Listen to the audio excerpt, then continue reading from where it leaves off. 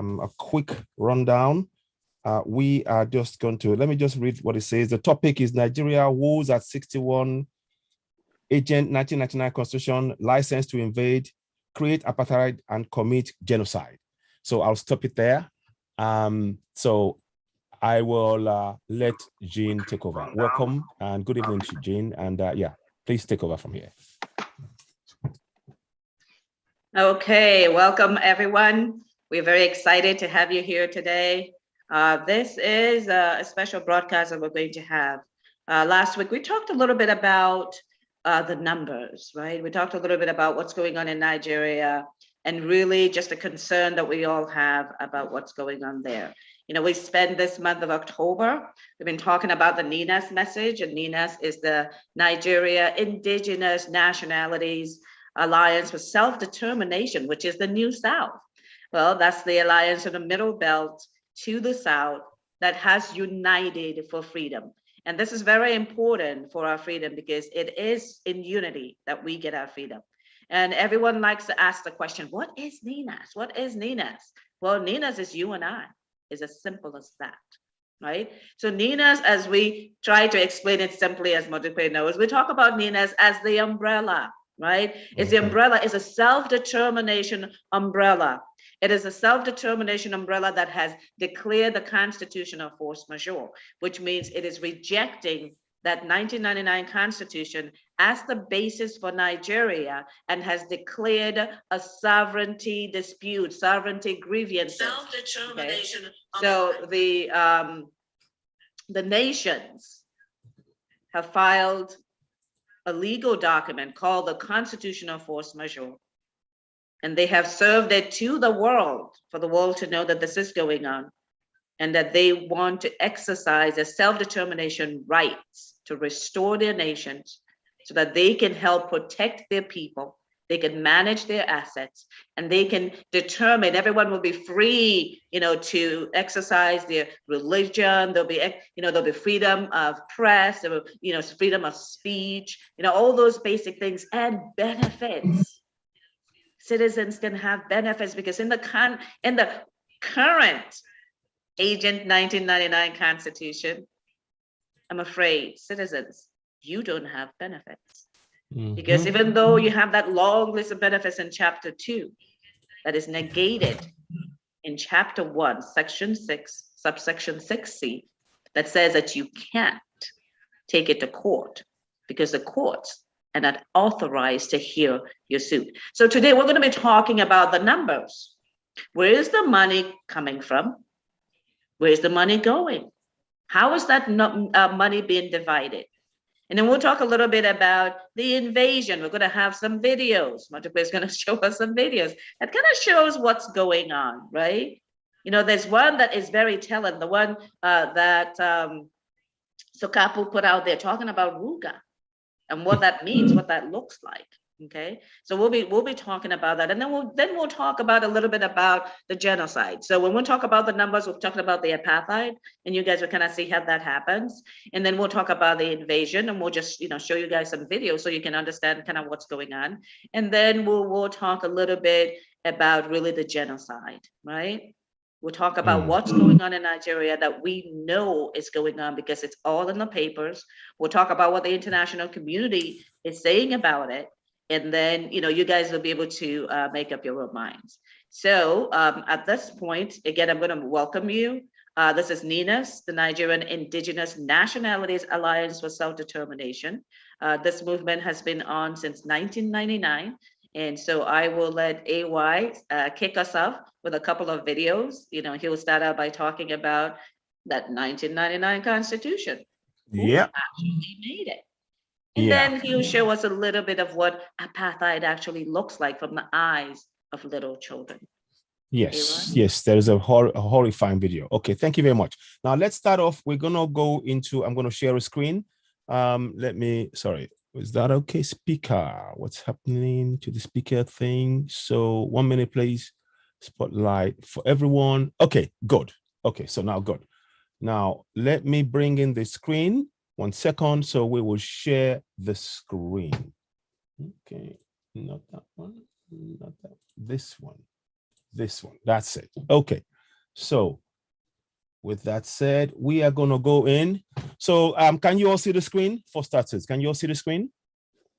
Hello, can you all hear me? Yes, we can hear you, but we can't see the screen yet, not yet. Oh, okay. Oh, I've got the screen. I'm sharing the screen as we speak. Can you not see that? No, okay. We can't see you showing the screen yet. We can just see your speaker view. So you have to go back into share. I think I'm going to have to go back here. Let me just. Yeah, you have to go back into share so that you can share. Beg your pardon. Okay, let me just do this. Okay, now, yes, of course. Sorry about that. So where we at now? Sorry, I seem to have just lost my focus just now. Okay, go back in there and you go know how back that out happens there. in these Yeah, things. I got everything all planned and set up, and then suddenly I know how that is. You probably have to stop sharing. Okay, good. Okay, can you see that? So I'm probably sharing the wrong one, but let me. Yeah, you're sharing the wrong one, but yes, you are definitely starting to share. 1 second. We'll get there in the end. Now, so let's do this. I know what it is now. I think I've got a handle. I've got a handle on it now. Okay, now there, and then just to make it easier, here. Okay, can you see the screen now? Can you all see the screen? Right, and if you can make it a little bigger, because we're seeing some things underneath it, if you want to make it a little bigger so everyone can see. Okay. Yeah, it's fine. But Citizen AY, can you go to slideshow? If you go to slideshow and then you go to current, and it should give you this actual screen by itself. Current, beg your pardon. I'm on slide 3. So click on the current slide, and it should show that one. But anyway, 1 second. I think we can improvise. Is there? Can you? Is there any? Are you seeing anything? You should let me look on the screen. Yes, we're seeing it. We're seeing it. It's just not yet. Okay, I want to make sure that you guys got it. Beg your pardon. I should have done a test run earlier, but nonetheless, okay. If you can see, then that's okay. Okay, restore the. I'm with you. Okay, now, so what we're looking at is now we want to try and restore the sovereignty to ethnic nationalities of the Middle Belt and to the South. And now, as you all know, it's Nigerian Indigenous Nationalities Alliance for Self-Determination, of which Jean is, a prominent, a voice, and she speaks for all of us there. And she's been trying to get basically all of us in the South to really, speak with one voice and go for this self-determination. By the way, at this point, I would like to urge those of you, if you haven't signed up to see NINAS, please go and do so now. I believe we have the link somewhere. If not, later on, we will put it on again. Just type in NINAS and it should come up on your search engine, and you can just, join that way. Am I right, Nina and Jean? Am I right? Yeah, that's correct. Okay. So now we are going to go and talk about the Constitution. I don't know if I can. I'm going to try and take. Oh, I see. There is something that is blocking the thing at the bottom. So I'll just change that right quick if I can. Can I? No, so I'll have to leave that because it will involve me going somewhere else. Now, I'll just talk you through what I can see. So now, the 1999 Constitution rejected as basis for Nigeria and the sovereignty grievances lodged. NINAS proclaimed the constitutional force majeure December 16, 2020. We're just trying to basically give you a chronological list of how things progressed up to this point. So now. So do you want to go ahead and go to the video? The Modo video, and then you can go ahead and. Okay. Yes. Okay, let me stop there. I'll stop here. Beg your pardon. I'm going too far ahead. Let me stop the sharing that for a minute. Now we'll bring you back, so you're back with me. Now let's bring in. We'll do a video. You will all see. You will hear shortly. I think it's best you just hear this this piece here, and then we can talk into. And Jean and I can probably go into it a little bit, and then we'll play the video of the young children in what is effectively an apartheid. So here we go.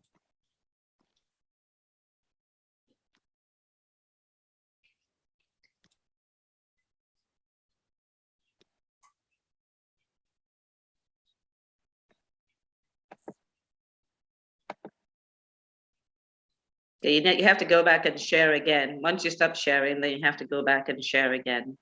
Oh, sorry. I'm with you. I am so, I know what it is. I know what is happening. Sorry, I'm with you. So let me just go back again. And then I got to unshare that, and I need to take that off. Yeah, you have already unshared, so you just have to now go and share again to. Yeah, I'm with you. Yeah. So I was just assuming that it was showing. Now, can you all see what I'm seeing now? Can you all see that? I beg your pardon. I was now here we go. So can you all see can you all see Nwodo on the screen? Can you all see him on the screen? Yes, you can. Okay, no, we can't. No, you're not sharing your screen yet. Whoa. When you're playing this, it should come. Let me see. Yeah, you need to share your screen and go there. Okay, let me see if I can do it that way. Let me share the screen and go here. Okay, can you do that now? Can you see it? Yes, we can see it. Okay, now, okay. Oh, sorry.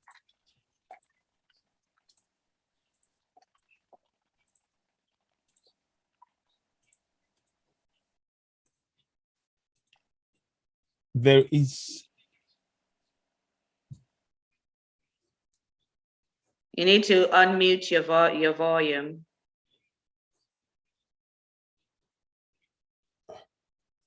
If you look at your volume. There is two sides to this, sorry. Can you all hear? I could hear it. Could you hear me or not? Sorry about this. We can hear you, but we can't hear the video. And it's a very quick video. Okay, I know what's happening here. Those of you who are watching it, and I should have prepped this later on. Let me stop sharing for a second. Now, when you're watching it on your side, on Oduduwa TV radio, we play it direct. So I'm going to try and see if I can do it two ways. It looks like I'm going to have to open it twice. So let me do that first, and then we can resolve that problem quickly. Beg your pardon. So we are going to go into, I didn't anticipate this was going to be an issue. I know, just because we're doing something a little bit different today. That's correct, yes. So please do bear with us. We are trying to give you as much of the information, but sometimes it does happen. Now, let me mute that one. So we're going to share what you will see on the screen on the side, and I will play the other one in mute, so because I don't want the voice to go back out. Now, okay, so where we are. Here we are. It's a bit of a little technical glitch here. Now, I'm trying to listen. Can you all hear it? Hello? Can you hear it? Can you see it on the screen now? Can you see on the screen? Hello? Jane? Let's see. Can you see it on the screen? It's on the screen, but we still can't hear it. Okay, now let's do this something. Can you hear it now? No. So let's see, maybe if we have I'm gonna do, Modupeji, are you on your computer so that way you might be able to share? Let me do this. Yes, I am. Okay, just give me a second then. Because I can share it, but I somehow, if you can't hear it, it's sort of concerning, and because I can hear this end. Jane, can if Jane can send it to you document? Yeah. Okay. It's on my screen. Have you sent it to me? I do beg your pardon. We're having some technical issues. It's okay. Oh, don't worry about it. Okay. We are trying out some things today so that this can be broadcast in lots of places. So we're gonna have to work it out. So and I'm gonna make you. Where are you? There you are. So if you share it, maybe that can pick up that way. So no, you have co-host obviously already. Okay, so you can share your screen. Okay, let me pull back out and then do this. Yeah. Just do a stop sharing, and then she can that's correct. That's what I'm going to do. Stop sharing. Okay, good. Okay, now, so we're back. So ladies and gentlemen, do bear with us. These things do happen, but we're trying to, we haven't quite done this before. in that manner. So we've got different platforms streaming. So sharing and hearing is slightly disjointed. So there, if Modupe, if you can share it your end, play it, maybe you can take it from here, take it there. AY, could you please take a look at the message I sent you in the chat? Oh yeah, okay, of course, yes. Thank you. Yes. It's part of my, well, I mean, yeah. I understand. So Modupe, are you able to share? I mean, it's a very quick, it's a very, very quick. Yeah. Yeah. I mean, if I played it this end, it would show to the audience on Oduduwa TV, Citizen AY, it would show on other platforms, but you wouldn't be able to see it because it's right, because of the volume. It's not, yeah, well, we'll just have to work that out. Yeah. Okay. So is Modupe trying high end? I'm gonna try, let me try one more thing. Let me try one more time. Because when I do this, I think I can see it on the screen here. I'm trying to see. Oh, sorry, I've been speaking. I'm trying to get it to my computer because you sent it to my iPhone. So okay. So I'm trying to, so I need to get gotcha. So while we're waiting, what we're talking about today is we're going to be talking about what's going on in Nigeria, obviously. The focus that we're going to have today is really talking about the 1999 Constitution. We're calling it Agent 1999 Constitution. Yeah. And it has a license to create apartheid, to create genocide, and to invade our ancestral lands. And we're going to be talking about how that is actually happening and showing you about that. So we're going to start out by talking about the Constitution itself. You know, in the preamble, it says, "We the people made it." And I saw this one tweet that said that it shouldn't say "we the people," it should have said "we the stupid people made this." Because when you look at some of the things that that it says in that Constitution, we really must have been very, very stupid to have put that Constitution upon ourselves. But I thought that was funny, but it was actually very apt. Because when you take a look at what's in that Constitution, or even how it became, how that Constitution came into being. So that's what Nina's has been talking about. And Nina's is really you and I. Nina's is all those brilliant minds back in 1999, which included Inaharo, it included Ojukwu, it included Wole Soyinka, and all the notable Nigerians that took a look at this thing and gasped and said, this cannot be allowed to happen because it would lead to exactly what we're seeing right now and even worse. Okay, so that's what we're going to be talking about today. We're going to be looking at the numbers, you know, where's the revenue coming from? Where is it going? How is it being allocated? And really showing you through just objective facts, how that apartheid has been created and what invasion really looks like. You've heard about the Trojan horses. Well, in this case, we're talking about the Nigerian cows, same concept. They're the Trojan cows is what we're talking about. So Madupe, anytime that you're ready, you can go ahead and share the screen. If not, I'll continue to talk or yeah, go ahead. I'll let you. Okay, so I'll just let Citizen AY talk about how this concerns all of us. Yes. And you know what we need to be doing. You know, this really concerns all of us from the point of view that, look, those of us who are abroad, if you think you're away from this problem, no, you're not. It's actually hitting you in the most telling manner. It hits you in the pocket, and it hits you psychologically. When you are away from home, you think you're fine. But guess what? Your mind is at home. Your whole psyche is at home. You're thinking about family. Exactly. You're thinking about your extended family.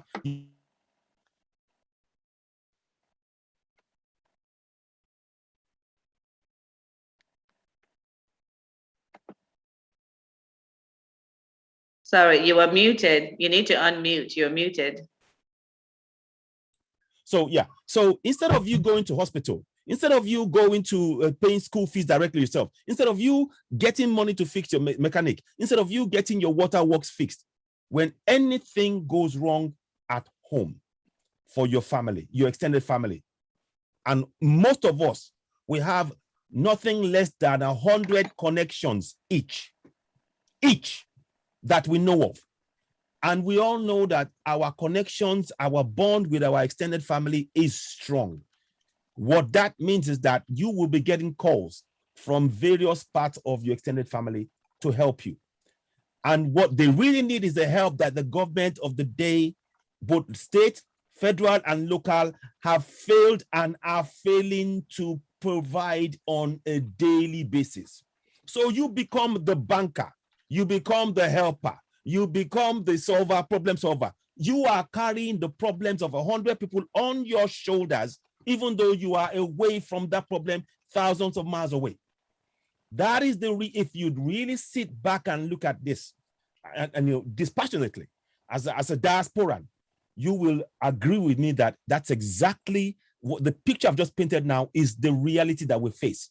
Oftentimes we try to avoid it. That is why I understand we do a bit of escapism. We do parties because we want to forget that problem. But that problem never goes away. It's just packed to one side. And that is what we really need to deal with. Now, people on the ground at home, the problem that they have is that they have been so conditioned to not know that they have rights, that they can hold those in power to and make them accountable to them. And that's the training, and that's why they catch them young. That is why the churches and the mosque and all of these religious things, they play a vital role in deadening the minds of the people. They deaden the minds of the people. They just say, no, control. Whatever you're told, we tell you to sit somewhere, that's where you are. You do not, the ability to think for our people has been removed. Jean said last week, she said last week, when you starve a child when they're young, you are actually affecting their ability to think, their psychological development. And that is what the government of the day, they have all been doing systematically. 90 million people, of which about over 45 million are children. That's our future. That's it. That is our future, folks. They're not getting the nutrition to develop their brains. Yeah. That's the situation we find ourselves in. Yeah. They don't even have clothing. No. No, okay, it's crazy. Shelter is a problem. And the last numbers that I saw from the UN is talking about 9 million are on the verge of death. They need immediate aid. 9 million on the verge of death. That's what is apartheid. And these are indigenous Nigerians, people we're talking about. These are indigenous, the owners of the land. The land. Exactly. Okay, because when you look at Nigeria, you see two groups of people. They're the indigenous Nigerians, and then there's the non-indigenous Fulani who have taken over the ruling of our country, who have instituted this Agent 1999 Constitution, and allowing the non-indigenous invaders to kill our people with impunity, meaning there's no prosecution. There isn't. There is no consequence, right? And we're even seeing them putting them into the Nigerian army. Yeah. They're calling them repentant. It's but crazy. We see from what happened in Afghanistan, right? AY, we see from what happened in Afghanistan. Absolutely. It's all part of the plan. It's the pardoning and also the reluctance. This morning, Magashi said, or last night, he said, oh, we are going to through a process before we proscribe the Fulani terrorists. So they are doing everything in their power to actually deal with the problem. And they know that the minute they proscribe the Fulani terrorists, it's game over. Yeah, Miiti Allah is the parent company, right? There you go. And a little bit later on, Majupe's got that video where they were demanding 160 billion to stop kidnapping, and they got 100 billion naira. Has kidnapping stopped? No way. No way. It hasn't stopped. No. Right? Now we want to prescribe the bandits, right, as terrorists. But bandits, excuse me, Fulani herdsmen. I mean, pretty much all the same. Yeah. Excuse me, Second, got a frog in my throat. Yeah. So, Madukwe, let us know when you are ready so that we can get started, because Citizen video, AY and I can talk forever. That specific video is not coming through. I've tried multiple times to send it to my email so that I can. It's not coming through. Yes, so I can display it on my computer. But I think it can only work on my phone. But that means I have to raise my phone up, which is not really right. Okay, that's fine. That's fine. Citizen AY, go ahead and show the next video. Okay. No, what we could do, I could show this video, and Jane, do you have the same video? Because I think what is going to happen is that because you're showing it on your side, on your stream, maybe I'll have to show it on my side and talk about it, and then you show it again. Then we can move on to the next one, because people can see from this side. Do you understand what I'm saying? They're two different streams. I can hear you, but the issue is on my old computer where the volume doesn't always. Oh, I'm with you. Okay. Yeah, the volume isn't always. But if you can, why don't you go ahead and show your second video? Let me send an email to. Let me see. Okay. I'll send an email to Madukwe with that one, and I am gonna try and show the second video. But the thing is, the second video, I'm not so sure if I can do it, but I'll try and share it. Let's see if I can share it. Share the screen. See if that works. So I'm gonna try and. So let's do this now. I'm sharing the screen. Share. Let's see. Now, okay. Oh, sorry. 1 second. That's not what I want to do. Now let's do this way. And then let's 1 second, please. Just give me a minute. Share screen. And then let's go and hide this one and share this one. Oh, okay. It's not working as planned. It wasn't planned to be like that. That wasn't the plan. That wasn't in the plan. No, so what is going on with that one? It's when I try to share the screen, it's taking it back somewhere else when it shouldn't. Now, hang on. Let me try one more time. Let's try one more time. Okay.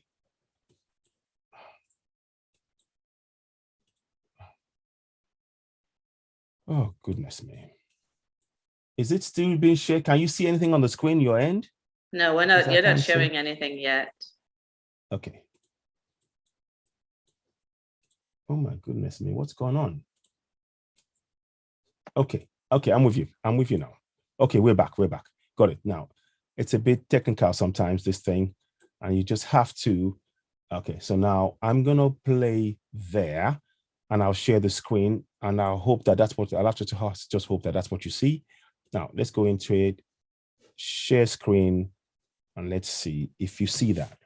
Now, okay, can you see the screen now? Can you see what's on the screen? Can you see the kids in the picture?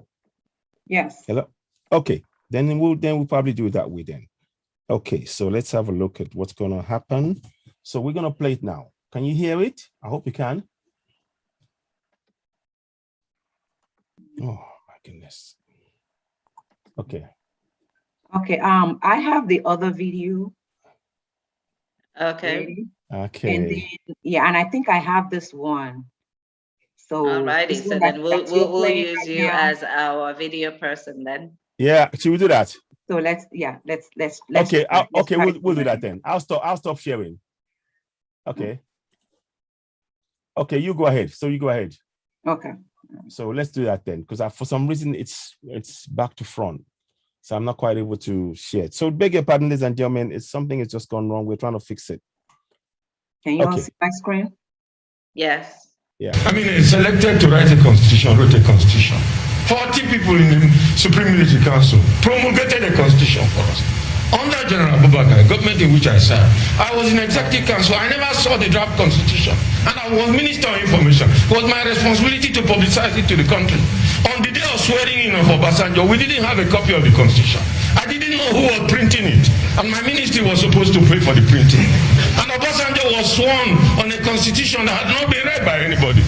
And the National Assembly could not be constituted until 4 days after his swearing in, because there was no clean copy of the constitution. You cannot build on quicksand. And the country cannot live on falsehood. Yeah. Yeah. Thank you very much, Modukwe. Thank you. Thank you. That is a brilliant. Should we talk about that in detail? Because I think we need to look at those. There's key things you mentioned there. Yes, go ahead. First, he said that there were only 40 people that were actually privy to this document. In the Supreme Military Council. Thank you. Now, many people are not aware. That's the first time I'm actually hearing it. I knew that there was a bit of a document whereby I knew that they call themselves the Provisional Ruling Council. Right. This is the Military Decree 24. Oh, thank you very much. And oh, yeah, I mean, there is a document which I have, but I don't know, the screen sharing is a bit all over the place at the minute, so I won't do it this time. But yeah, the key thing is, what I'd like us all to really look at is what is very, very important in all of that is that I want to add something more to it. Our Yadudu said they adopted the Constitution. I don't know if you heard that kind of words, those words. So this, what Modo said here, I hope I'm saying it right, really tallies with what is being said there. That these guys sat in a room and they put a paperwork together, what they call the Constitution, and enforced it on all of us. So I'll stop. I'll let others join in. I just wanted to stop state that. Go ahead, Njenje. Go ahead. We've got Olayele. Do you have a comment about the Constitution? You can unmute if you have a comment about the video that you were just watching. Olayele. Okay. Yeah. Okay. Thanks a lot, Freedom from Nigeria. I'm sorry. Can you hear me? Yes, we can hear you. Okay. My name is Olayele Awoshika. First of all, I apologize for coming late to this program. I actually had it in mind to come in at 7 o'clock, but unfortunately, somehow I forgot. I'm so sorry about that. That's all right. A friend of mine invited me, and I'm so happy that this is happening. As a matter of fact, it's my second time of coming in here. And so quickly to the question, I was just wanted to ask, I know Nina's, I've been to your website, I've seen quite a couple of your your write-ups, and that's exactly what I identify with. So I just wanted to find out, does Nina's have a chapter in Europe? The answer is yes, we do. Depends on where you are.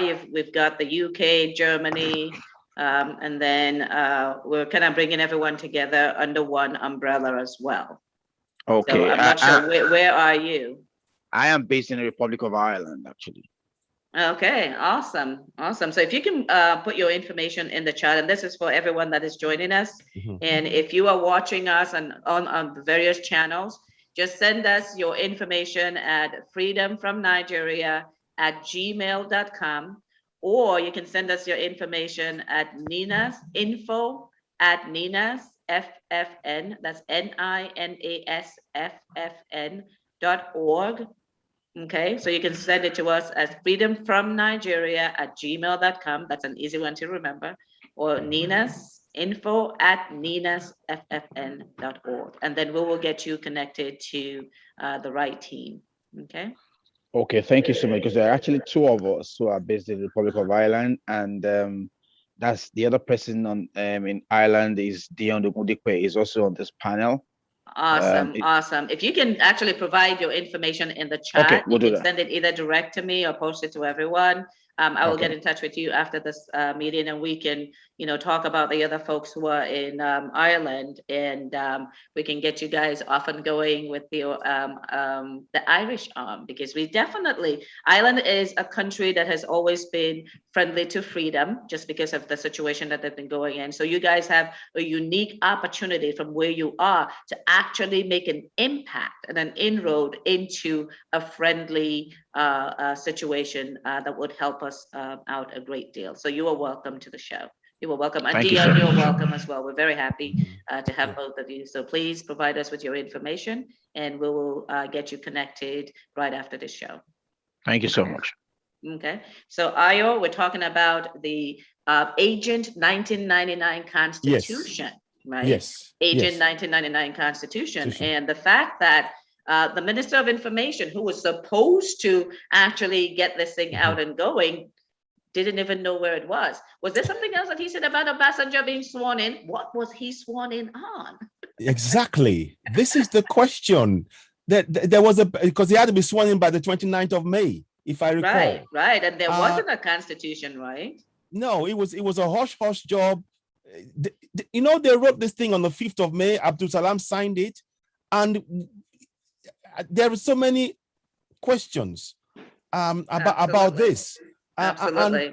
And one can now begin to see it is now evident that there is no referendum anywhere where the people of the South were collectively asked to actually vote on that said constitution, which in actual fact is a promulgation decree number 24 of 1999, very much like you said earlier on. Agent 1999. And actually, one of the things that people may not know is that military decree 24 was actually on that constitution when it was initially put out there. It actually has military decree 24 on it. It does. It does. And this is a fact that is actually very powerful, is that that initial copy of it, there was a note that was made to the printer to remove a segment that talked about the fact that the people did not make this constitution.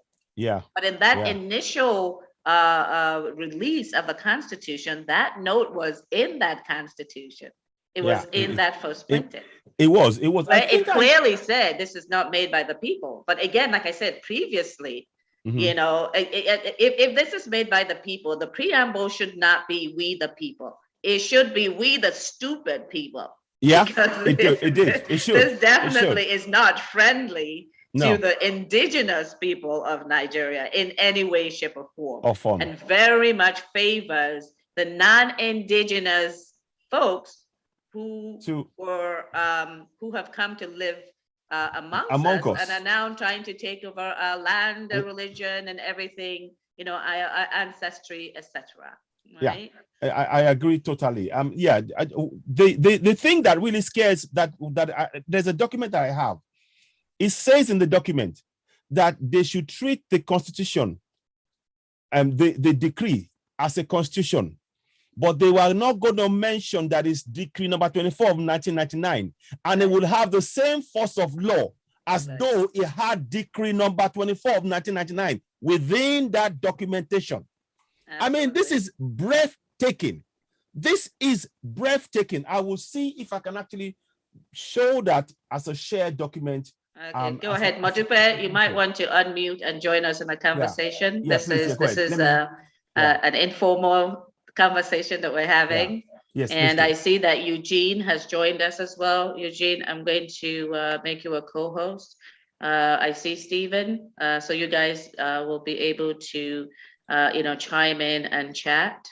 So there is Stephen. I'm going to make you a co-host. So if you guys have things to add, do go ahead. These are some of our presenters that we have for NINAS from pretty much all the different alliance territory areas that join us and help us to break down the information. That's what we're doing here, folks. This is where we actually look at the uncomfortable facts. Look at those uncomfortable facts. And we call it as it is because it's public information. We're not making anything up here. Everything that we tell you, you can Google it and you can find it, okay? Everything that we're telling you here, you would see exactly where it is, okay? So, now, Stephen. I'm showing you a screen. I don't know if you can see it. Right, you have to make it a little bigger and bring it down so that, and then, right, okay, a little bit more. Make it a little bit bigger. Okay, now you can read it. There you go. Now I want to show you something because this is a document. This is a Nigerian government document printed on the 5th day of May 1999. If you can see, can you all see that on the screen? Yes, we can see it. Okay, now I'm going to make it slightly bigger. See if I can make that slightly bigger. Yeah, we can read it now, actually. We can read it now. Now there is a bit that I want you all to home in on. Now, towards the end, I kid you not, you can see that there's General Abdul Salam Abubakar at the end of it, head of state, commander-in-chief of the Armed Forces, Federal Republic of Nigeria. Copyright 2005. They copyrighted this nonsense. Now, I want you to listen to the words here, the third chapter, the third paragraph along, I think. Now, therefore, the federal military government hereby decrees as follows. The third line. Wherever it may hereafter be necessary for the constitution to be printed, it shall be lawful for the federal government printer to omit all parts of this decree apart from the schedule, and the Constitution as so printed shall have the force of law, notwithstanding the omission. So now that is what I was referring to. That's just a point there. So to go to the top, when it says here, where it says Constitution of the Federal Republic of Nigeria, Promulgation Decree number 24 of 1999, they removed the Promulgation Decree number 24. Exactly. They removed that. Exactly. And they left Constitution of the Republic of Nigeria. That's it, 1999. So that is a fraud, a massive fraud on all of us combined. That is a fraud that they must address collectively. And we mustn't be silent on this particular issue. So I wanted to just bring that. I don't know what your thoughts are on that. But I mean, anybody who's, if you wanted to make a comment about this. Stephen, I see that you're unmuted. If you wanted to join in the conversation, that's great. Eugene, you can join in the conversation. Imora, I see you also. If you guys have comments, you can join in. Yes, it's become very obvious now with this document that my friend has uncovered, that the fraud was not only on Nigerian indigenous citizens in particular, but on the global community. Absolutely. Yes. Absolutely. Great point, Stephen. It was veiled. At that time, Nigeria was veiled as a democracy. Yes. When in fact it was a military dictatorship. Indeed. Yes. So that explains some of the founding atrocities that has brought us to this point that we are now. It is shocking. Shocking. Yeah. Hello, well done, please. Yeah, go ahead. I need a clarification on this document that was just uploaded. Yes. If it were copyrighted, we have 2005, and we are talking about 1999. So may I know the correlation between, I think if we were to be copied, the date should be before 2005. It should, I mean, all I know is that it is on one of the government websites, and I managed to pick it up. Absolutely. Absolutely. And it is there. So, I mean, you can see it says Government of Nigeria. So it could well be that it took them that long before they decided to copyright it for whatever reason. But it's what is not in doubt. It says the date upon which it was done in Abuja on the 5th day of May 1999. The general who was involved, it's got the details, many of the details that we have been, the missing link in many areas are contained within this document. I will try and see if I can share it again. But again, just even AY, just what you're showing right there, it says right there, right? The Constitution set out in the schedule to this decree shall come into force. Okay, so we're on the 29th of May. Exactly. There shall be for Nigeria a constitution which shall be as set out in the schedule to this decree. So we're talking about, in the beginning, you can see where it clearly shows that this is decree. We're talking about decree 24. I'll bring it down. Let me bring down so you can see that. There you go. So at the top there. And one of the things that you guys may not even know as well is that back in the day between 1960 and 1966, when the nations, which were called regions, the Western region, the Eastern region, the Midwestern and the Northern, when they were in existence, they each had their own separate constitutions, right? They were autonomous, they were self-governing, okay? And so if you're going to be going back into civilian rule, what existed prior to the 1999, the Agent 1999 Constitution, which is military decree number 24, right, of 1999. What should have happened is that the people, those nations should have made a decision as to what they wanted, what kind of state they wanted to have in place, right? They needed to be able to do that, but there wasn't any referendum. Right? They were not brought together to be able to talk about, what they wanted to be, because the parliamentary system was gone. There really wasn't a system. They divided up the country into states, if you recall, right? Exactly. So the ethnic nations needed to be able to say, okay, here are these states make up our nation, and this is what we want to be like, right? But that, of course, didn't happen. But I don't want to beat this to death. I do want us to move on so we can talk about the numbers. Because we want to talk about the numbers, right? Indeed. So AY, if you want to start showing the information on let's talk about the Constitution. Yeah. Now we're talking about the apartheid. We said Agent 1999 Constitution. Yeah. It has a license to create apartheid. And let's take a look at a particular segment in the Constitution. We're talking about the federation accounts, right?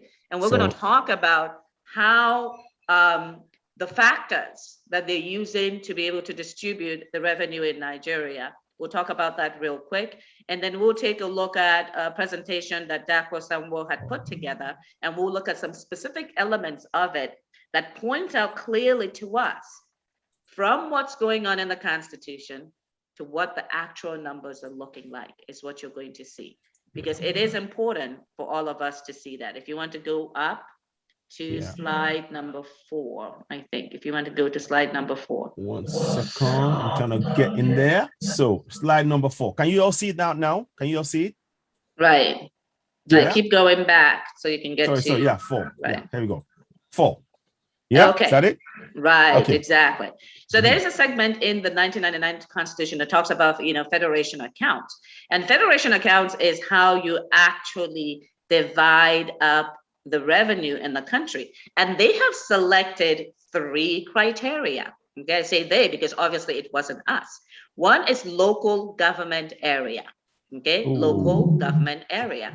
Then the second one is land size. You don't, I mean, you have to be blind not to be able to see, what land size, in the far north compared to the other. And in fact, let's just make something clear right now. When we talk about the north, if we talk about the current north, not taking into consideration that the middle belt is trying to come out of the north, right? We're talking about the total north, the way it was designed.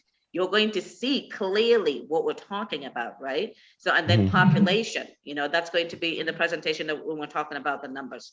But AY, if you want to go to the next slide, that actually shows how the local government areas break up, if you want to talk about that. So we can see the current north as opposed to everybody else. That's to give you an idea. So if you can talk through that. Well, I mean, the figures speak for themselves. If you look at the north, what they've split, they basically split the middle belt. Is that because the MB stands for middle belt? Is that correct? Right. Because currently it is part of the north. So when they first designed this, exactly, this is exactly. Yeah. So now, when you look at the north, you will go, 415. Oh, that's a lot of them. They are, and this is all psychology. What they did there was they land grabbed in a document. So they wrote up their own idea and how they saw things. And then they now said about putting it on paper. So when you see the north and you say 415, you need to factor in the fact that the middle belt is a huge swathe of that, 152. Now, middle belt, as we all know, is part of the South.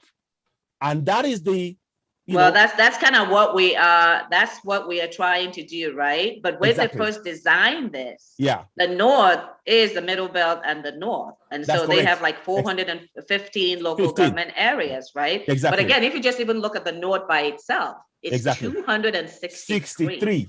Exactly. 263. That's correct. Okay. That's correct. Right. And that is the thing. They were again, this was all down to this idea of this James Robertson era whereby the census and all of that stuff. So this kind of built on that lie, the lie of the census, whereby they were saying, the North had more population.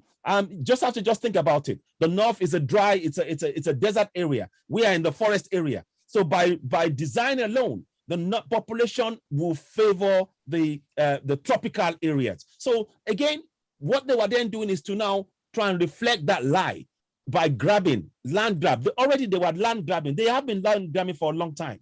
To add 152 to the paltry 263 numbers, 63 local government areas in the North is to deny the South the true local government areas that would ordinarily be in the South. So that was something to highlight there. I don't know if anybody wanted to add anything at that point. Right. So again, this is what we're using. This is what are the factors. And then if you kind of flip to the next slide, it just kind of gives you when you look at the local government areas that have over 20, which are like the top ones, then you can see kind of, how that breaks down, how, the North has a lot of that. Here we go. So right. Now we're now looking at the local government areas by Kano, 44. Right, and if you recall, AY, we talked about the fact that Kano State, right? Kano State, it was divided into two, right? So it was Kano and Jigawa, right? Kano and Jigawa. Yeah. And so if you look at the true Kano State, right, you will have the 44 for Kano, and Jigawa has 27. That's 71. Correct. Okay, that is 71. Now, when they started up this local government areas, Kano had 20 local government areas. Just like Lagos. And if you look at the bottom, Lagos State had 20, right? It's just at the bottom of the first one, right at the bottom there. That's it. Yeah, that's it. Yeah, okay. Got it. Yeah. So you see that Lagos had 20 and Kano State had 20. But now Kano State has 44 plus 27, because if you bring back the old Kano State, it has 71. That's and Lagos still has 20. Now we're dividing the revenue based on that numbers, which means that now Kano State, the old Kano State, is getting more than 3 times what Lagos State it will be getting based on local government area. So those are some of the things that, when you look at, you can start seeing how this apartheid is being created. Katsina's got 34, and Borono's got 27, et cetera, But as we said, the far north has got like 263, right? Yeah. And it's creating some kind of a much larger number going to them, as opposed to being more evenly distributed. Okay. Exactly. So we'll look at those that have less than 20. You can see the states that have less than 20. You see a lot of non-northern states in that, which is the next slide. AY. Good at now and then. Okay, so now you can see. So Cross River. Yeah, 18, we have Bayelsa has 8, for instance. Ebonyi's got 13. 13. Yeah. Right. Enugu has 17. Abia 17. Plateau 17. So you see a lot of the non-far north states down here. Okay? Exactly. Okay. Now let's talk about the next factor that's being used, which is the land size. Okay. Yeah. Because you guys can take a look at the map. You actually don't even have to do any calculation. No. But let us help you with it. Just to go to the next slide. There we go. And you can see what we're talking about, right? Mm-hmm. When we're talking about the land size, if you combine the middle belt and the north, they are about 726, right? 100,000. 726 out of 927. Are you guys listening?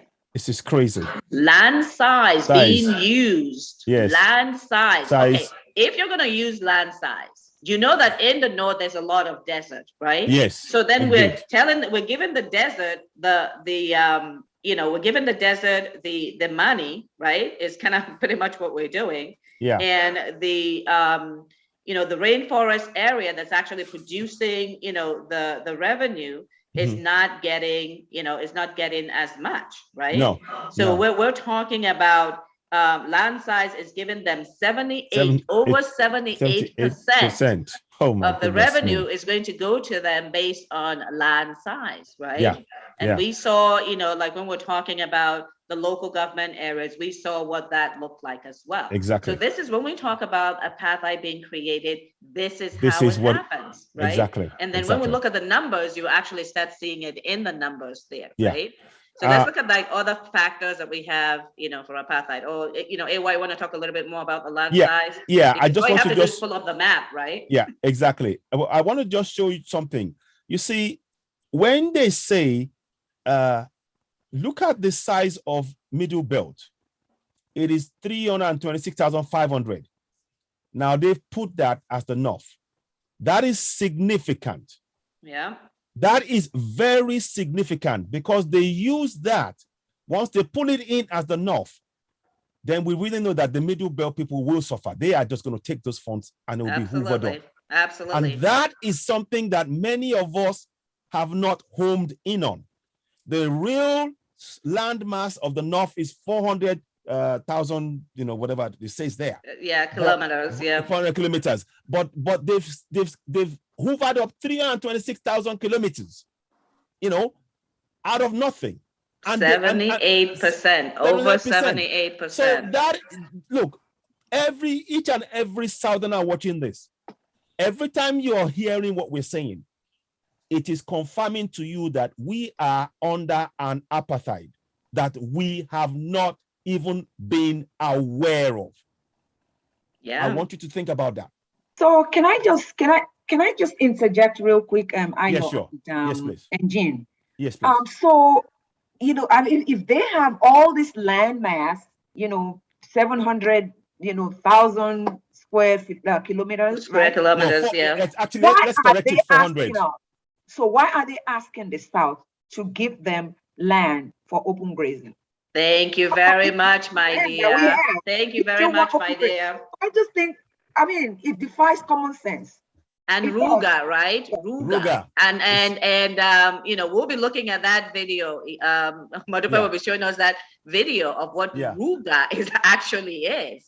So that we can talk about that, because Ruga, when you look at the definition of what it is, it's really colonization. It is. Okay. And that's what we have to keep talking about, the fact that the Fulani are non-indigenous to Nigeria. Okay, the world needs to understand that they're non-indigenous. They own no land in Nigeria, and yet they have laid claim to the land in the far north. Yeah. They've now been displacing the people in the middle belt to take their land, and now they're pushing through all of Nigeria. They are non-indigenous. And so when we're talking about invasion, right, we have a number of things that's going on. This is the invasion that we're talking about, right? Yeah, indeed. Right? Indeed. Because when you look at the far north, okay, and when you look at the statement that Ahmadu Bello made, right? Yes. And I don't know if you have that, Citizen AY, if you have that statement. I have it. But the thing is, I'd have to stop sharing the screen. Right here, though. If you want. Okay, you can. Yeah, let's just finish this and then we'll bring it up. Let's just finish okay. this. But yes, but that is, that really is what we're talking about, right? And I believe, was it in Sokoto? I think it was in Sokoto that I saw where they've been able to actually create ranches there, and have the plants that the cows will live. They actually have the ranches, and there's more land. This has been done successfully. There's no reason for us to have the Trojan cows showing up. There is no reason. The middle belt of the South. No reason whatsoever. But what are they doing in the middle belt? They're destroying farmland. What are they doing in the Southwest? Exactly. Destroying farmland. What are they doing in the Southeast? Destroying farmland, right? And it's starting, the food supply in Nigeria is starting to be very shaky, right? Yeah. And we have 90 million people in starvation. Now they can't, even when they want to get that 1 square meal, it's not going to be available. What's going to happen to them? They're going to start dying. Who's tracking that as part of Nobody. this apart? Exactly. Right? Because we talk about over 400,000 that have been killed, right? We've talked about over 400,000, but no one is tracking the imposed, because this starvation is being done deliberately. Artificial impoverishment. Artificial, that's the right word. I want to just add something a little bit, if I may, Jean, to what you just said here. You said they're not from our part, and you're right. They sorry, sorry. Yes. I just want to know, sorry for interjecting. I wanted to know if there's anybody from the Middle Belt on this call. That would be a good point. Yeah, good. I'm not too sure, but if there's anybody, please make yourself known. I would like to hear from you. I'm half Middle Belt. Okay, there you go. Okay. That answers your question. I can talk about, because I am half Benue State. So. Oh, fantastic! Oh, good, brilliant. So you have a great. I do have the perspective, and actually, Madupa, if you remember, I think it was a couple of weeks ago when we did the IDP camps, and we had Dr. Joseph Kyrie that actually gave us the numbers, and he just looked at just Benue. He just looked at a small portion. And the numbers were just staggering, right? Wow. The numbers were staggering of the people who have been displaced. But in case you're wondering, it's over 4 million people. Over 4 million people. Scary. And I saw the numbers about the farmland that the Fulani are the non-indigenous Fulani people have taken over already. It's over 134,000 acres that they've taken over. Yeah. They have displaced the people from the land, destroyed the farmland, and they're on the land while these people are in IDP camps in squalid conditions. Right? Yeah. I just wanted to just add that they actually come from Futajalon, right, which is in Guinea. And that's their roots. They often like to say Usman Danfodio was born in Goba and somewhere in Chokoto or thereabout. No, but his parents come from Futajalon in Guinea. Exactly. And that is what we need to home in on. They are non-indigenous. This is an invasion. They are non-indigenous. And we need to home in on that and make every Southerner be aware that they come from Futajalon. So when every indigenous Nigerian, including those in the far north, because we have indigenous Nigerians in the far north who have been subjugated, right? So when Modupe, once we finish the next slide and she flashes up that statement, it makes it very clear what that situation is. And everyone needs to remember that the Middle Belt is what prevented that initial attempt to take over the whole land in Nigeria, right? I mean, they're the ones that were standing there, and that's why they're trying to decimate that area and take it over. And that's the whole point why they put it together with the norm, right? That's it. When they Exactly. Thank you very much. Anybody want to add anything before we proceed to the next slide? Yes. This is Imoro. Hello, Imoro. Okay. Yeah. Well, first of all, I want to ask a question. This information that we have, looked at just now about how revenue was allocated, this is in the Constitution, right? Yes, it's in the Federation account. Yes, it's in the Federation. Yes. Okay. So basically, Ninus is saying that this Constitution is a fraud, and we want it done away with, right? Right. So eventually, all these things will not matter when the referendum comes. Because that's where we want to get to. Yeah, the indigenous people will be sitting at the table and saying, okay, this is how we want things to go from now on. This is how we're going to relate to each other. Exactly. Now, I want to say something about the Fulani people. Okay, I have many Fulani friends. Most of them are not. Actually, I don't know if I have any Nigerian Fulani friend, but I have, here in Boston where I live, because of my work, I got to be involved with the Fulani family and gain their trust. And I've known them for many years. And they also have many, through this family, I got to know so many others in an extended way. And they see each other as brothers. Okay. And they're very close to each other. Absolutely. Okay. Now, you see, I came to understand them better. I mean, I really gained the trust of the husband, in this family. I gained his trust. He trusts me so much. Okay. I mean, he's Muslim and I'm a Christian, but I mean, he trusts me so much. I mean, I could say things about how to show how he does, but I don't have to go too personal. Okay. But I came to understand that the Fulani, in July, I was in Nigeria, and this Fulani friend of mine, was trying to reach me. He didn't know I had traveled. So eventually we connected. I had to tell him I was in Nigeria. Why he was trying to reach me was, he's from Guinea, okay? He's from Guinea. He's a Fulani. Most of these Fulani people that I know are from Guinea or Senegal, and maybe from Ivory Coast. Okay, so although most of them are Guinean and Senegalese. Yes. Okay, so he was trying to reach me, and he then eventually I talked with him, and the reason he was trying to reach me was because one of his Fulani, he will say brothers, that's what they probably will call him, was in Nigeria at the time and wanted to come to the United States. And because of the ways I've helped them in the past, he wanted me to help this man, if he came here, to get into an environment where he could study the English language and get good in the English language, do better in his English language. Now, what I came to find out was this particular young man, I was in Nigeria at the time, and he was in Abuja. This particular young man used to be a minister in the Guinean government, the minister of sports or youth or something like that. He was a young man. I talked to him in Nigeria because since I was in Nigeria, I told my friend, I said, well, I'm here, I could meet with him and so forth. We did not meet eventually, but when I talked to the young man on the phone, I found out that he had resigned his job in Guinea as a minister and come to Nigeria. And he wanted to get contact and get into the Nigerian system. And that made me think. That made me think. I said, why would this man leave an important job in Guinea and come to Nigeria? See, what I'm trying to say by all of this is this. The Fulani, okay, going into history and Usman Dan Fodio, they were moving to conquer the whole of the Nigerian land.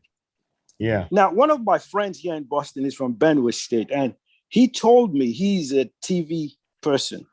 He told me of how the TV prevented the Fulani invaders from coming to the eastern part. You see, that is why you don't have a Fulani or Muslim influence in eastern Nigeria, because the TV resisted them so much that they turned and faced the west. He told me the story. Absolutely, that is true. And by the way, I have TV. It's my people. So that's our story you're telling right there. I know. Yeah. So he told me about this. So when the British came, they interrupted that invasion or that thing that they were doing. They interrupted it. But as we know, when the British were leaving, they handed it over back to the Fulani Empire. And they have that design to conquer the whole of Nigeria. So what I'm trying to say is this. We see them building up ammunitions and all of this. And they are ready to fight. What is the answer? Because do you think they're going to give up without a fight? No. That's from my point of view. That is, we will cross that bridge when we get to it, is what I'd say. Right, it's exactly. Because I will not say that, they're not going to give up without a fight, because what we're setting in place is our right. Right? It's our right. We're not infringing on anybody else's right. We have a right to our sovereignty. It's inalienable to us. We have a right to a self-determination. It's inalienable to us. We have made formal, right? We've made formal our demand for our sovereignty back, right? And we have made the world aware of the demand of our sovereignty back, okay? And so, we'll have to wait to see how things play out. But I do know that, as we talked about previously, that back in March, between March and April, that the UK, the EU, and the US, were telling them, you need to go and address the issues that have been raised by your people, right? They've raised sovereignty dispute. They've raised an issue. You need to go address it. And it's not one that, that you're going to start, shooting people, right? But having said that, there's always a chance that that's going to happen, right? There's always a chance that that's going to happen. And, obviously we're going to be leaning on the international community to, to be standing by us, and so that's the work that we need to do to make sure that the international community understands these things that we're talking about, that they can actually see what we're talking about, the fact that we're living in apartheid, the fact that these guys have actually openly declared, right?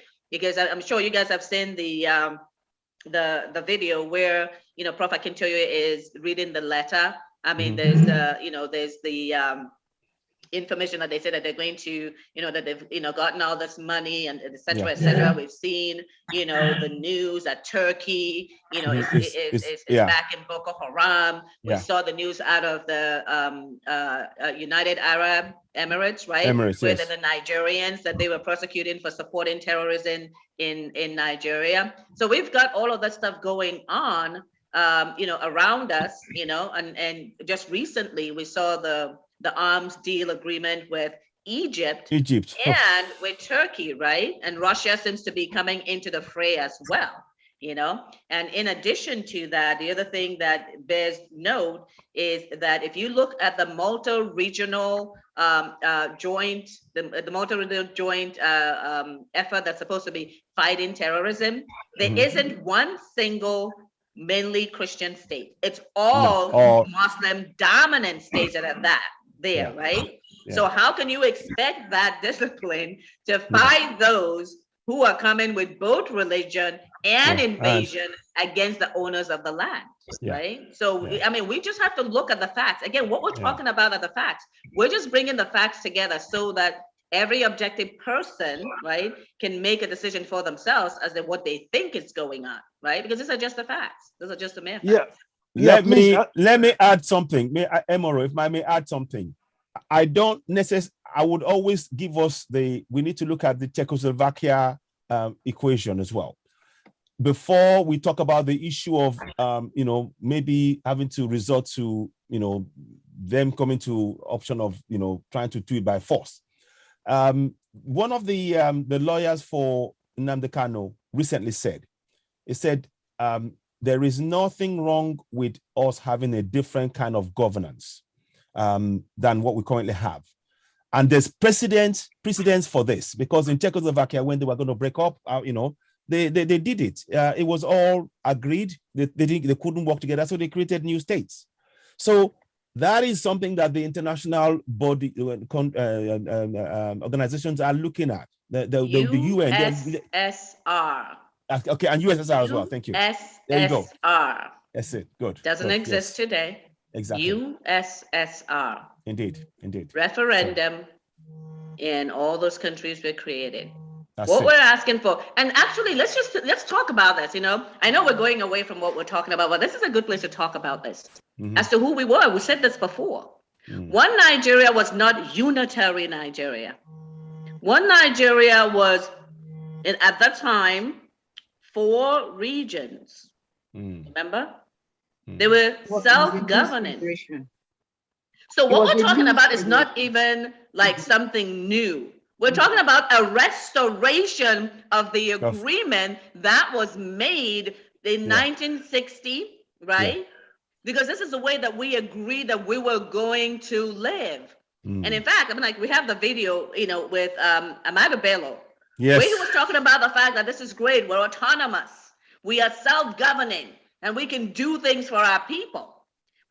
This is not something new. You know, Czechoslovakia, USSR, they came after we did it for ourselves. So now we're saying, no, what we have right now is not what was agreed to. We want a restoration of our nations. Our nations have been hijacked. It's been stolen. Our assets have been stolen. Our people are being killed with impunity, and no one is saving our people, right?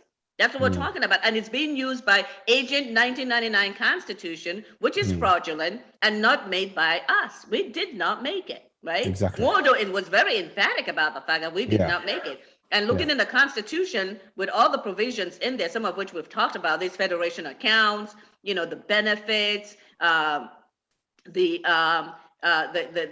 immunity of the governors from being able to provide your benefits, right? The fact that federal character, which is coming up next, is not enforceable, right? These are all things that kind of point us to what the situation is. We're not trying to do something new. We're actually trying to reestablish what was already done and was truncated by the military.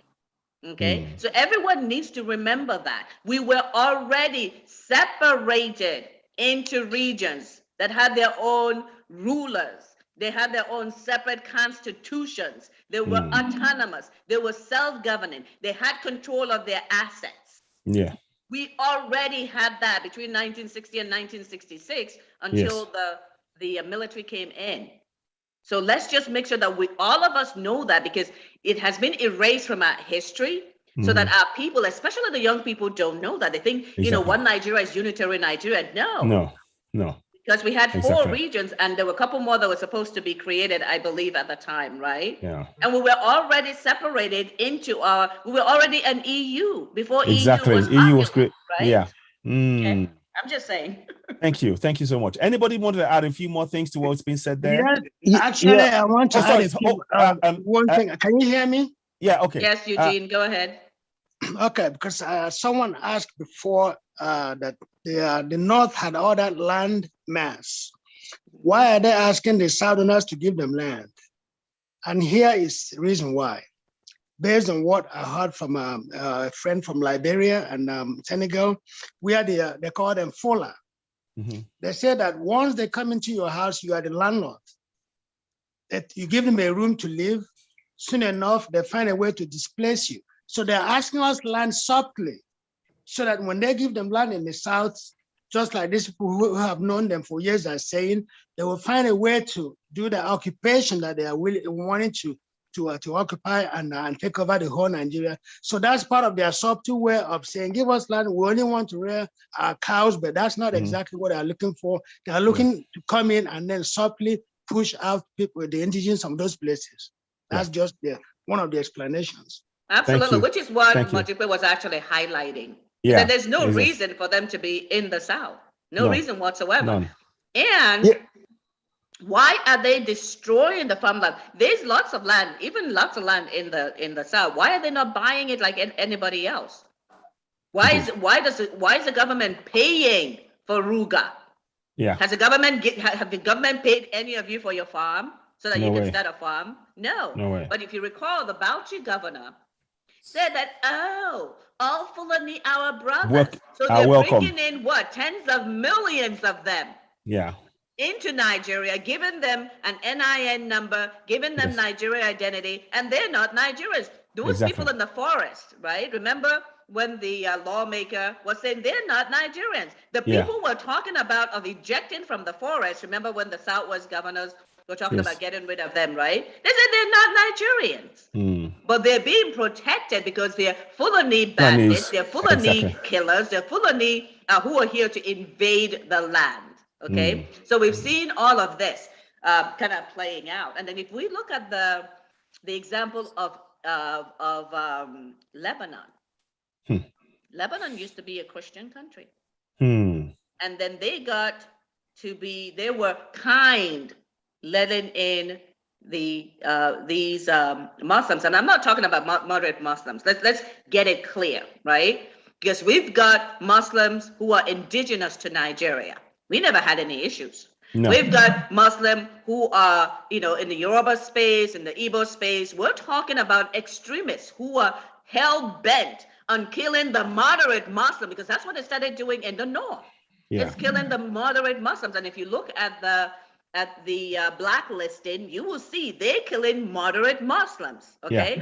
So this isn't about Christian and Muslim, right? So on one side, you have the jihadists and the extremists. On the other side, which is us, you've got the Christians, the moderate Muslims, and everybody else, okay? So they put us all as infidels, because if we're not Sharia, right, then we're infidels. Right, so we the Christians are standing with the moderate Muslims. We are all under attack, and that's what the document, all the reports show. Right, the moderate Muslims are being attacked, just like the Christians and those who are neither Christians nor moderate Muslims. That's kind of what's going on, right? Okay, thank you, Emoro, Fetier. I know you have some more questions, but I do want us to press on with the slide for a little bit, if you don't mind. If you could maybe phrase it with the next part of the slide, if you don't mind. It's just for time purposes. Thank you very much. Okay, Jean, would you? Yeah, just the last slide. We'll talk about other factors, and then we're just gonna skim through some of the information on the numbers itself, so you can see how, these factors, population, land size, and local government actually plays out in how money is distributed. Okay, brilliant. Okay, so I'm going to go for the next slide now. Is that okay? Okay, so here we are. So we're on the next slide. Apartheid, other factors.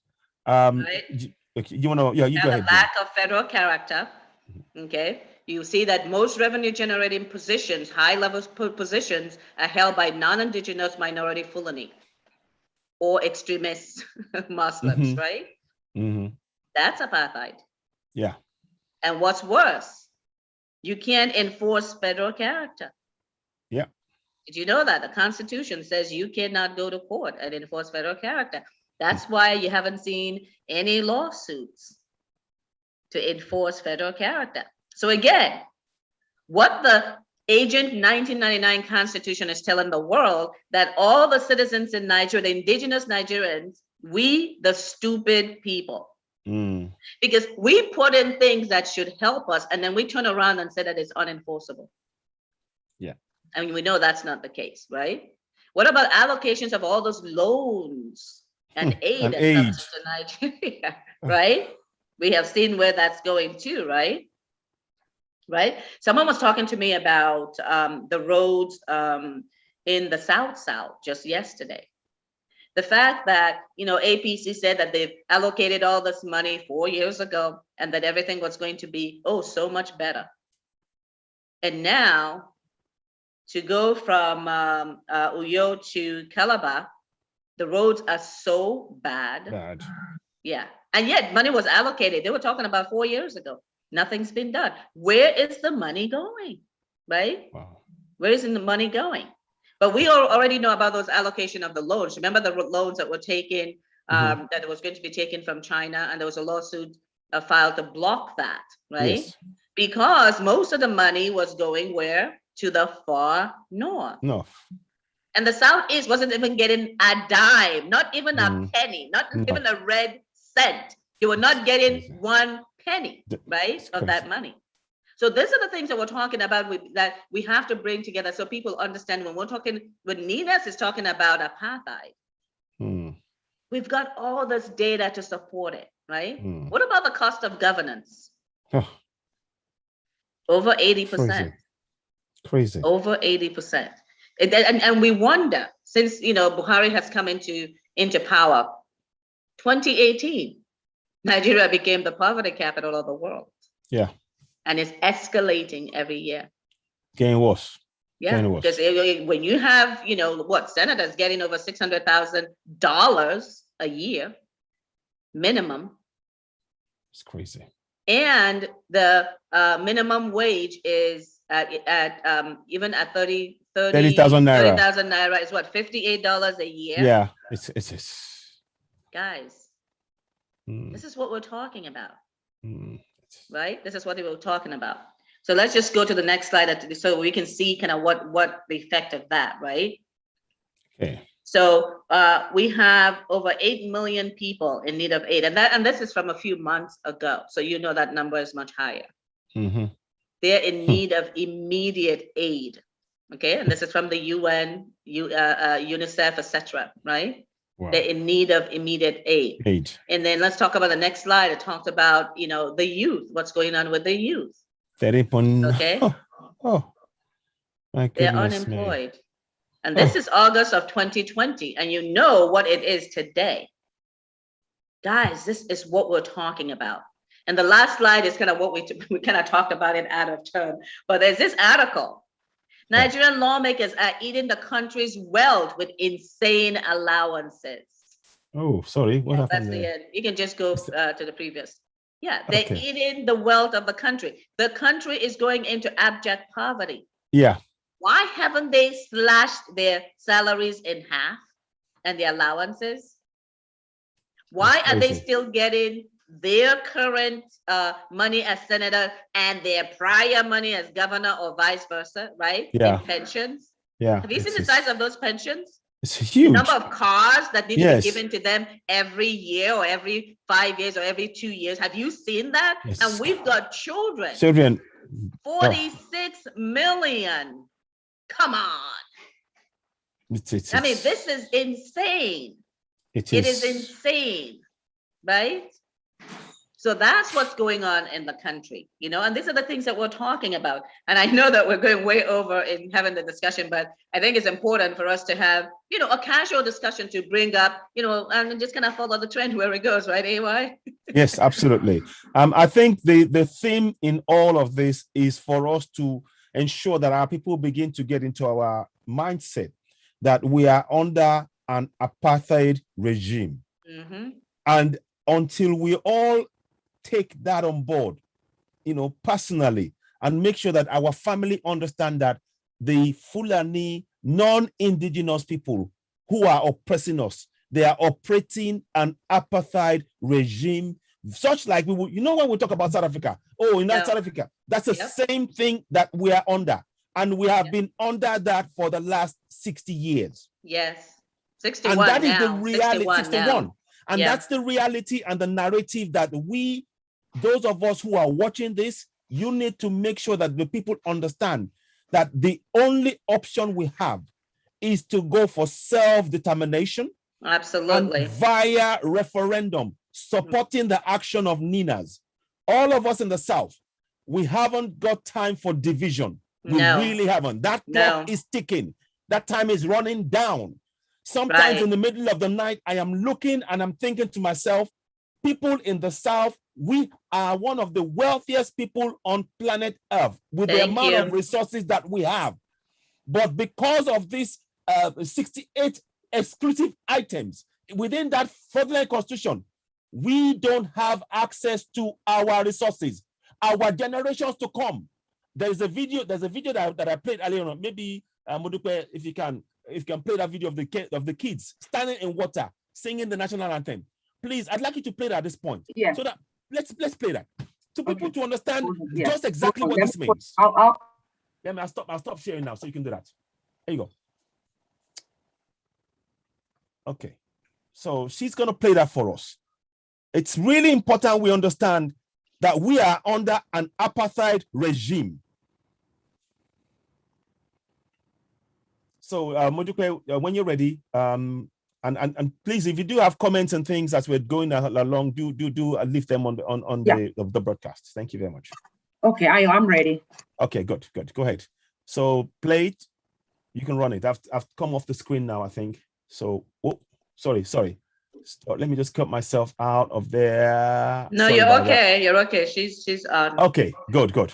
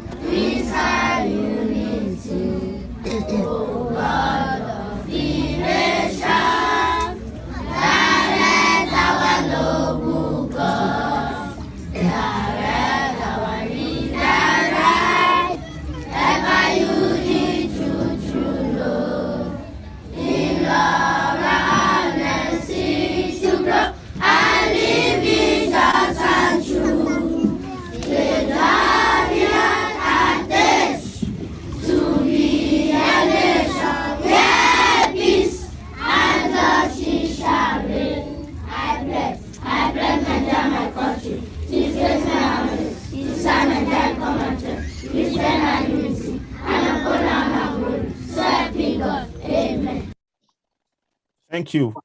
Thank you for playing that. Lamborghinis. That is such a shame. Houses overseas. Yes. Big bubbled houses in Nigeria for the governing. And that is what they're doing to the future generation. And I don't even think that the words, even some of the words, like, are noble cause. And I'm like, what is noble about what is going on? Love, strength, and faith. Where's the love for the children? That's what I'm saying. Like, where's the love for these children? We're just biting. I mean, those ones were just biting. And I'm like, I don't even think that, the kids, I mean, like they basically, we just like you and I, the kids are, trained to memorize these words, but not actually analyze what it means, because it doesn't mean anything. Because when you look at it, guide our noble. What is noble about this? Floating, their shoes, 2 shoes were floating across. That is telling. Oh my goodness, it's so. I mean, it's just destitute. I can't find the right word for it. I'm not gonna lie to you. I'm crying as I'm talking to you.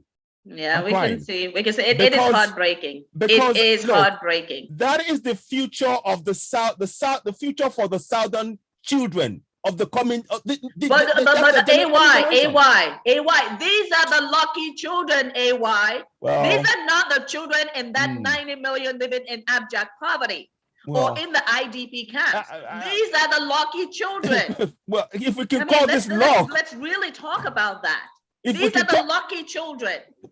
I know what you mean. I understand what you mean. But it should any child look, if that wasn't think about the rest of them that are in rags. Yeah. Right? Yeah. The rest of them in rags. And in fact, while we're talking, let me bring up some of those images. These images from Nigeria. It is hard, it just heart wrenching. It is gut wrenching. It's gut wrenching. You guys go ahead and talk while I I mean, thank you very much, Mudupe, my sister, for showing that video. And I hope many of us look. This is my elder Professor Enyeriba Anyawusa. If you wanted to say something to us, we honestly, this is an open discussion now. We'd like to hear from you. You're very much part of that generation that saw all of this happening. And I'm sure you're still in this struggle now. That tells us something. We'd like to hear from you, please. Unmute, please, if you don't mind. Unmute, sir. Okay. I have been privileged to be joining the conversation in Nina's right from the beginning. Just tell you a little about myself. I'm a professor of surgery, trained in Germany, went back to Nigeria, University of Port Harcourt. Circumstances forced me back to Germany against my will. And many of the things I started in Nigeria, I couldn't continue it because of the political setting, because of ethnic setting, because of so many things. There were things, you see, I wasn't just talking, I was functioning, or at least I thought I was, until somebody from the Ministry of Health came and told me that after a cabinet meeting, it was said is either me or the Minister of Health. See, for me, that was a signal. But that's not the issue. The issue goes much further backwards. We are talking about the Fulani.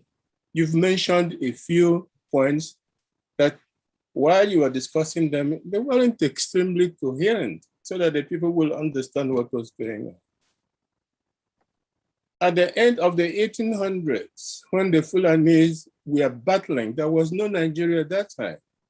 They were simply amassing territories above the Niger in the Sahel region.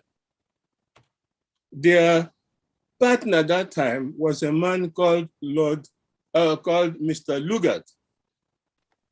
He was called Lord later after he was remunerated by the crown for the inhumanities he perpetrated and the genocide he perpetrated in the northern Nigeria, or in that area called Nigeria. Something people didn't understand is there was a fight for an area after the 1885 meeting under the watch of Bismarck in Berlin, where Africa was shared out. Yeah, carved up. Berlin Conference. It wasn't just shared, it was carved out. They proceeded to take possession of it. You see, and they came at a time when the Fulanese were coming from the Futajelon area and impounding on all the communities above the Niger. In fact, they came as far as to Ilorin. Those of you who are interested in knowing the situation should go back and read that. But the quintessence was this. Lord Ruga saw warriors, and he has to come to a rapport with them. And this rapport was working together, imposing whatever government they wanted. The Futajelan people were already Islamic, but they believed that their own Islam is superior to any other Islam. And that is why not only was it possible for them to kill off those who weren't prepared to accept their own version of Islam, they recruited others who believed them and then marched on the others.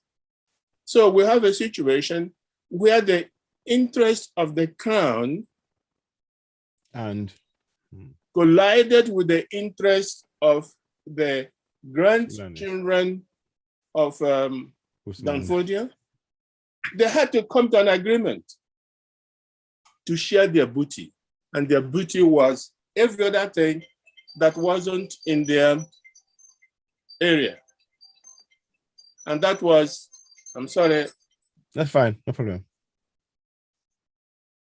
And that was those of us now in the middle belt and the south that are crying. Now, another thing people should understand is that, unfortunately, those of our leaders who should have known, many of the documents were not available to them. Mm-hmm. The agreement the British government made with the Fulanese, they were known. And even if when they were known, they didn't even fight a common cause in order to fight for their rights. About 3 or 4 weeks ago, we heard from the Secretary of NINAS. They recently released documents from the British Parliament that was saying, at the time, there was this collusion between the Crown and the Fulanese about how they would govern the rest of the area before it was even called Niger area, Nigeria. They found out that, unfortunately, if the indigents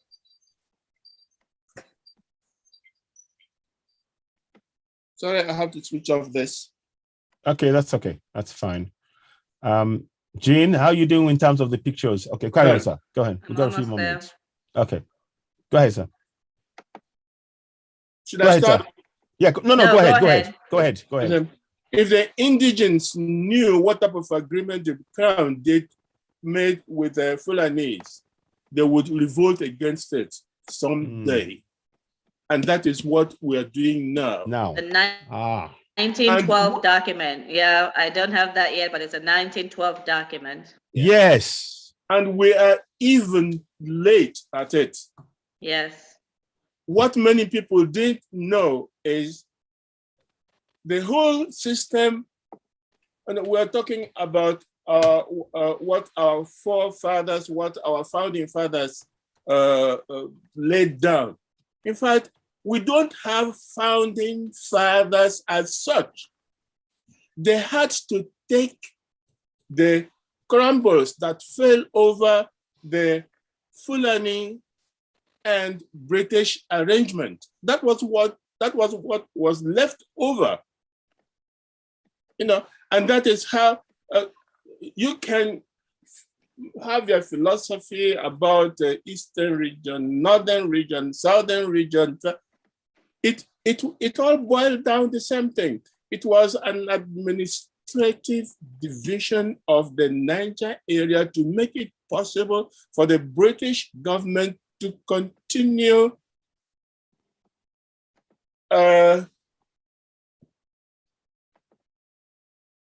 taking out Nigeria. For instance, in the 1900s, early 1900s, we had oil in the East. Our Nnamdi Azikiwe, Awolowo, they didn't even know about this oil reserve at the time they were fighting for independence. Now, there was a railway track built from north to the south. It was never intended to unite the South and the North in trade.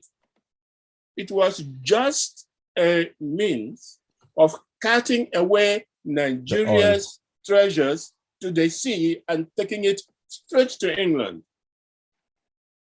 Now, we keep on, since a couple of years, we were jumping. I mean, I'm very happy. I'm really very happy to all NINA's officials making it possible, raising the awareness, which is not late, but it will lead us to where we want to go to. But the point is, I am not very much in concord with the, anyway, maybe it is, no, it may be risky to say anything at this point. Yeah, let's just kind of move on. Yeah, we will. Thank you so much for your knowledge, sir. And we will talk some more. And those kind of discussions you will have with Jane and others, you know, in a more appropriate setting. Okay, Jane, thank you very much. Let me see. Yeah, if you can share the screen. Some of the things that we can really see. And this is, I mean, like when you go out there, you can see this. Yeah. Okay. Yeah. Okay. This is a children. Okay. This is what their lives are like. That's what when we're talking about, that those ones are lucky, and these are actually luckier than the ones in the IDP camps. Oh. Of which there's over 2 million of them. Okay.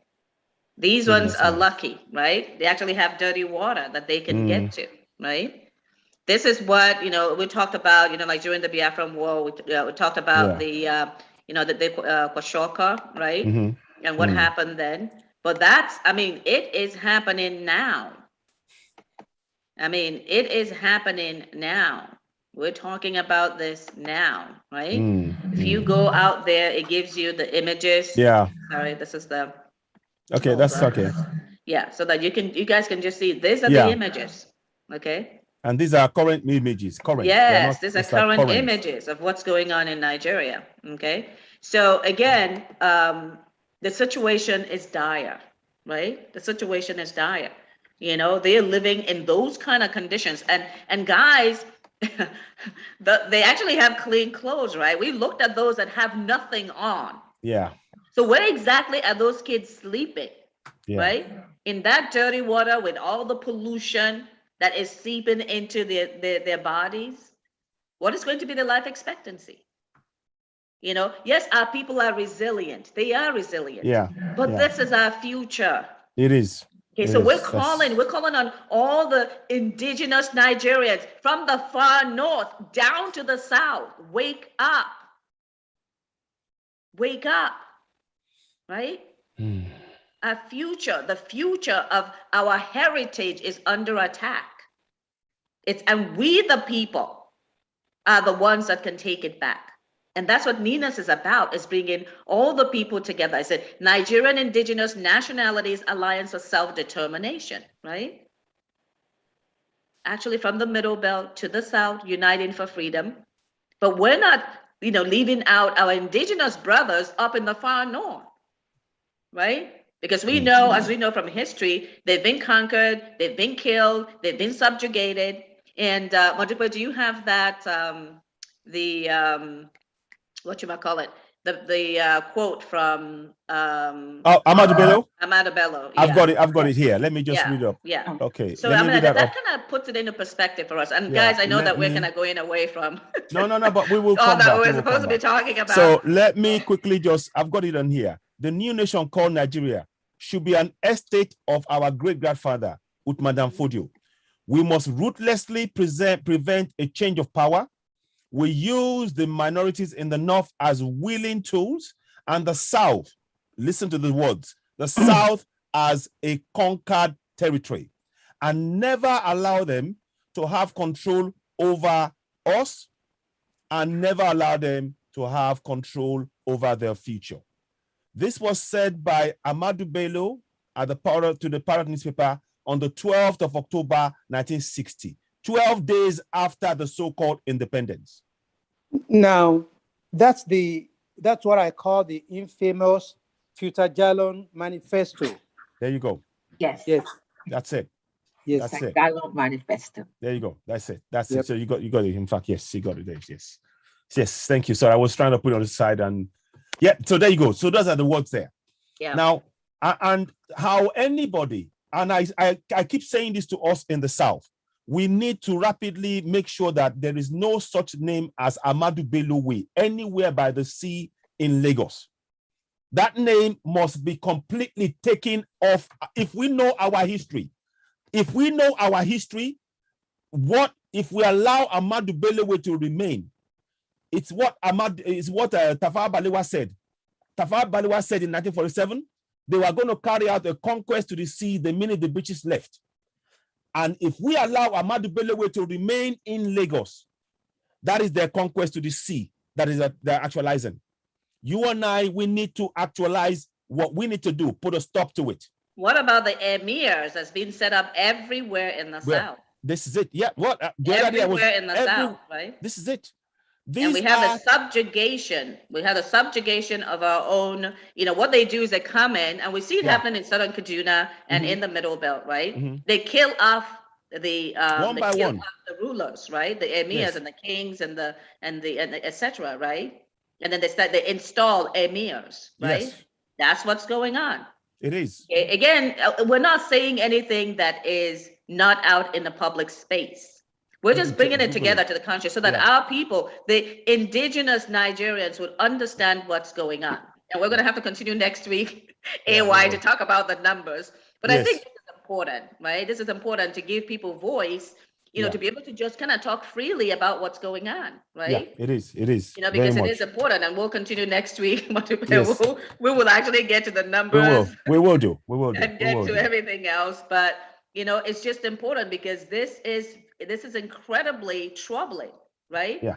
And let's talk about the fact that the UNICEF and all these international organizations, talk about even the UN itself, right? They sent a special rapporteur in 2019 and in 2020. And they came back in 2019, Agnes Callamard. She made it clear that the constitutional arrangement was the issue, independently, right? Because the Lower Niger Congress, working with the Movement for No Nigeria, were talking to the UN, and they sent the special rapporteur and the US, right? And to put it in there that the constitutional arrangement, we're talking about Agent 1999 Constitution, aka Military Decree 24. 24 of 1999. Yeah. Right. License to invade, license to create apartheid, and to create genocide, which we are seeing, right?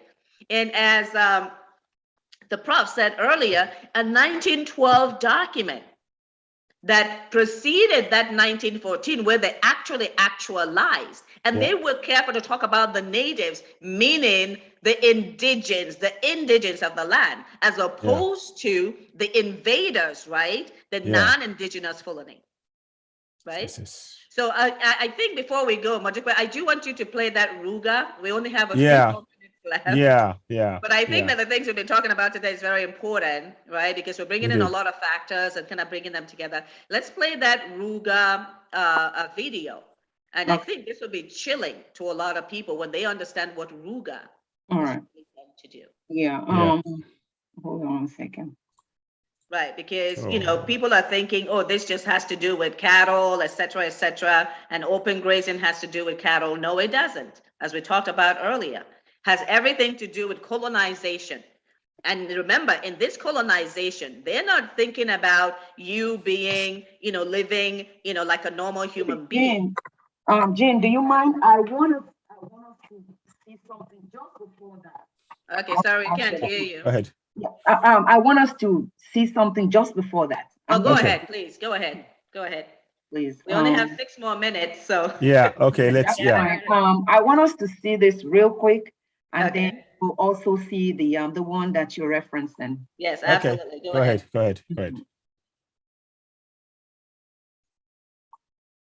Yeah, because when people see these videos, they really will start to understand. There we go. Good day, everyone. Mazezoke speaking. I got this video sent to me from the Middle Belt. When I say that there is nothing like farmers' headers clash, many of you don't believe that. Now, look at this video. Tell me for 1 second, where is farmer header clash here? What you see here is pure wickedness of headers invading farmland. For one moment, someone has spent thousands, millions planting these corns, and suddenly someone comes with his own business and destroys it.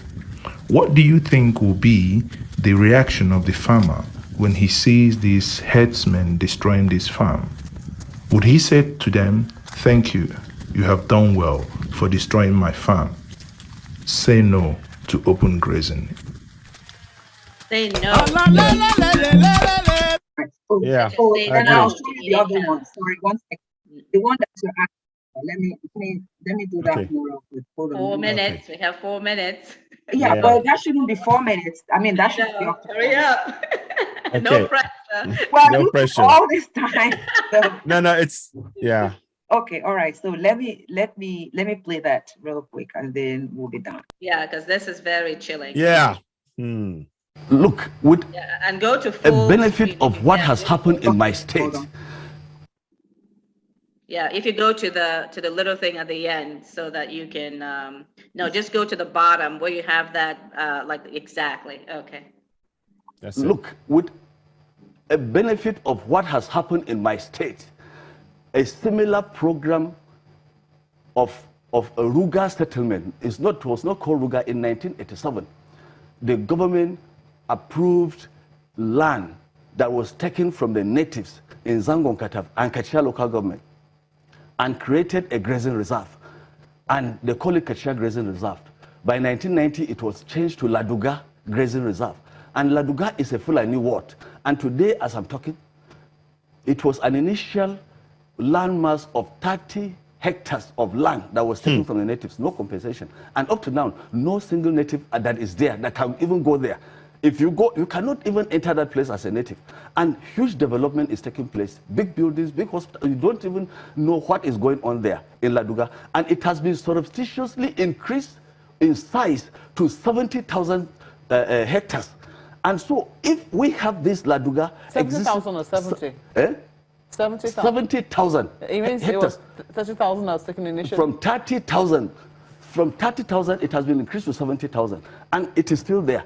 So there is the plan is to replicate this Laduga model all over the nation, thereby changing democracy, the political democracy, the demography, the economic demography, the social demography, the cultural demography of a people all over the nation, and Fulanize every place in the nation. These are fears that you harbor. These are fears. These are not only fears. This is something that is happening to me. I have given testimony. Yes, this is something that you've seen This is something that we have seen happen in Kaduna State, in southern Kaduna. This is the and fear.